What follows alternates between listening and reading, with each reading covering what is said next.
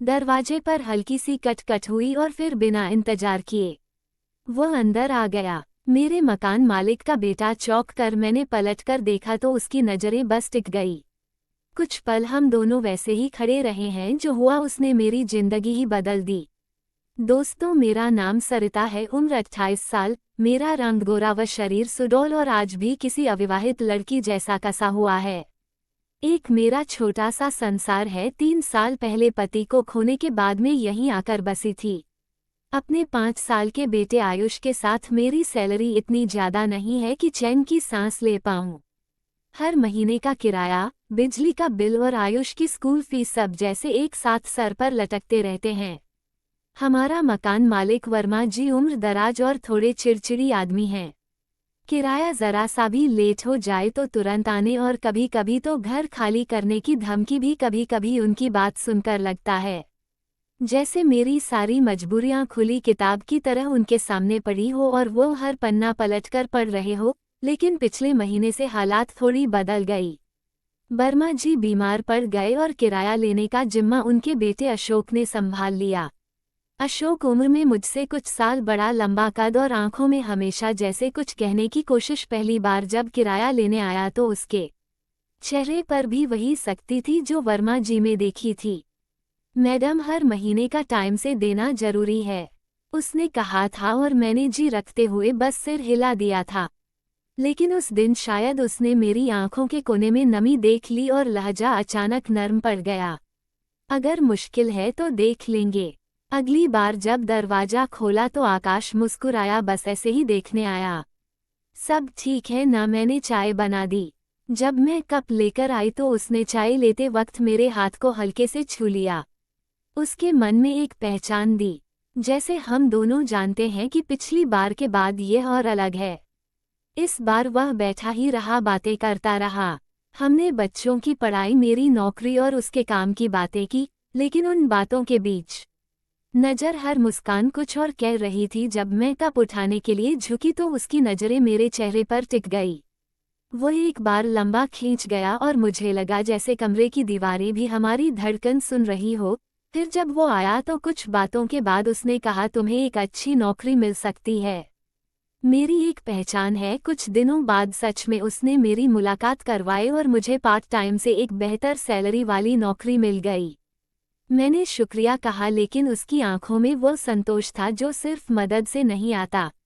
वो संतोष था मुझे खुश देखने का। धीरे धीरे हमारी मुलाकात होने लगी, जैसे चाय देते वक्त हाथ थाम लेना, बालों पर हाथ फेरना, विदा लेते वक्त कंधे पर हल्का दबाव डालना। ये सब छोटे पल थे, लेकिन इनसे मेरे दिन और शायद उसके भी बदलने लगे थे। और पता नहीं कब उसकी नज़रें मुझ पर ज़रा ज़्यादा टहलने लगी और मैं भी बेइंतहा कोशिश के बावजूद उन नज़रों को महसूस करने लगी। फिर एक दिन दोपहर का समय था।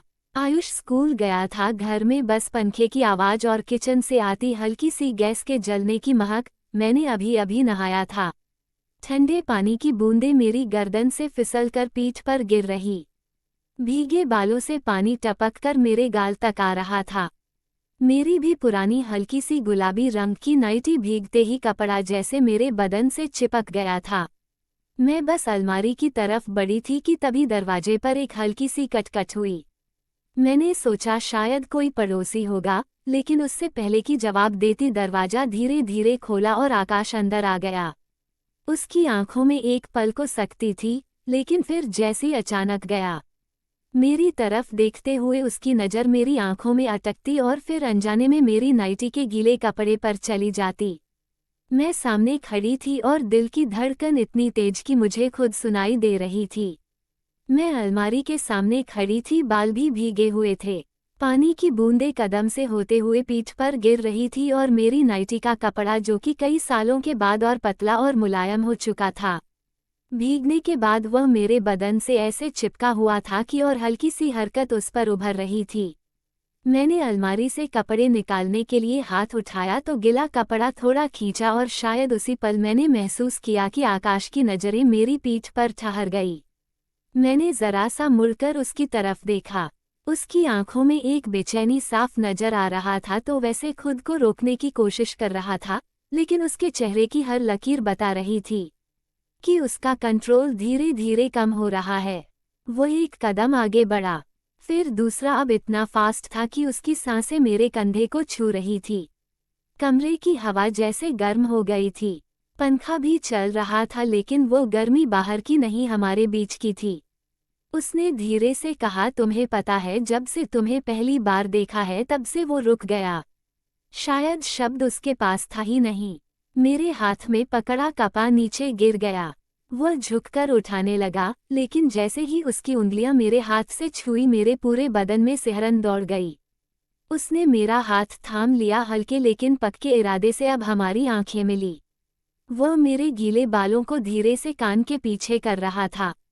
उसकी उंगलियों का स्पर्श मेरे गाल के किनारे ठहर गया। तुम इतनी चुप क्यों रहती हो? उसने मुझे फुसफुसाकर पूछा। मैं कुछ कह नहीं पाई, लेकिन मेरी सांसें और शायद मेरा चेहरा सब कुछ कह रहे थे। उसकी उंगलियां अब भी मेरे गाल पर थी। मेरी सांस उसकी सांसों में मिल रही थी। कमरा जैसे समय से बाहर हो गया था, ना कोई आवाज ना कोई हलचल, बस हम दोनों। वह धीरे धीरे मेरे और करीब आया, मेरी आंखों से हटकर होठों पर टिक गई। मैंने आंखें बंद कर ली और अगले ही पल उसकी गर्म सांसें मेरे होठों से लग रही थी। उसका स्पर्श हल्का था, लेकिन उसमें बरसों का जमा हुआ एहसास था, अपनापन, चाहत और वह खिंचाव जिसे हम दोनों ने इतने समय से महसूस किया था। उसने मेरा हाथ अपने सीने पर रखा। वहां उसका दिल तेजी से धड़क रहा था, जैसे मेरे दिल की रफ्तार से ताल मिला रहा हो। मेरी उंगलियां अनजाने में उसकी शर्ट के कपड़े को हल्का सा पकड़ने लगी। उसने मेरी कमर के पास अपना हाथ रखा और धीरे धीरे मुझे अपनी तरफ खींच लिया। मेरे भीगे कपड़े का ठंडा स्पर्श और उसके शरीर की गर्मी जिसने मेरी सारी हिचकिचाहट मिटा दी। हम दोनों अब इतने करीब थे कि हमारे बीच कोई फासला नहीं बचा था। उसने धीरे से मेरा सिर अपनी तरफ झुकाया और इस बार उसके होठों ने मेरे होठों को छुआ। उसकी पकड़ मेरी कमर पर थोड़ी और गहरी हो गई और मेरे हाथ उसकी पीठ पर चले गए। कमरे की हवा में अब सिर्फ हमारी सांसों की आवाज थी और वह गर्मी जो एक दूसरे की नज़दीकी से पैदा हो रही थी। उसने मुझे अपने सीने से लगा लिया और मैं उसके कंधे पर सिर रखकर बस उस पल को महसूस करती रही। ये सिर्फ एक लम्हा नहीं था, यह उस रिश्ते की पहली पूरी धड़कन थी, जिसमें ना कोई वादा था ना कोई भविष्य की गारंटी, बस उस वक्त की सच्ची गहरी चाहत। एक लंबे समय के बाद, मानो जैसे उसने मेरा अधूरापन पूरा किया हो। कुछ समय बाद जब आंखें खुली तो एक अनजाना सा संतोष महसूस हो रहा था। उसके बाद अशोक का आना जाना नियमित हो गया, मानो वह मुझसे मिलने के बहाने ढूंढता था। महीनों से, हफ्ते हफ्ते से, हर दिन, दूसरे तीसरे दिन हम दोनों का रिश्ता मकान मालिक और किराएदार का नहीं रह गया था। और फिर वही एक दिन आया, अशोक आया, लेकिन उसकी आंखों में आज कुछ अलग था। हम बैठे, चाय पी, लेकिन बातचीत कम थी। आखिर उसने कहा, मेरी शादी तय हो गई है। अगले महीने मेरे अंदर कुछ टूट सा गया, लेकिन मैंने कुछ मुस्कुरा कर कहा, अच्छा है, खुश रहो। उसने मेरा हाथ थाम लिया और हम दोनों चुप रहे। यादें, एहसास और एक अधूरा पर। शादी से पहले वह एक आखिरी बार आया। हमने कुछ नहीं कहा, बस एक दूसरे को देखा। उसने मेरे माथे को हल्के से चूमा और चला गया। उसके जाने के बाद मैं अकेली थी, लेकिन खाली नहीं। मेरे पास वह मुस्कान है और वो नज़दीकियां जो हमेशा मेरे साथ रहेंगे। हर रिश्ता पूरा नहीं होता, लेकिन अच्छे रिश्ते हमेशा अपनी जगह छोड़ जाते हैं और वह जगह मेरे दिल में हमेशा रहेगी। जिंदगी में कुछ रिश्ते ऐसे होते हैं जो शुरू होते हैं बिना किसी बहाने के और ख़त्म भी हो जाते हैं बिना किसी शिकायत के, बस पीछे छोड़ जाते हैं। कुछ लम्हे जो जिंदगी भर दिल के किसी कोने में देखते रहते हैं। अशोक चला गया अपने नए सफ़र में, अपनी नई जिंदगी में, और मैं रह गई इन चार दीवारों में। पर खालीपन पहले जैसा नहीं था, क्योंकि अब इन दीवारों ने उसकी हंसी सुनी थी, दीवारों ने उसकी दस्तक महसूस की थी, और इन कमरों ने वह धड़कन महसूस की थी जो शायद कभी नाम नहीं पा सके, लेकिन अपनी पहचान छोड़ गई। हम एक दूसरे के नहीं बने, लेकिन जो भी थे, जितने थे, वो सच्चे थे, और शायद यही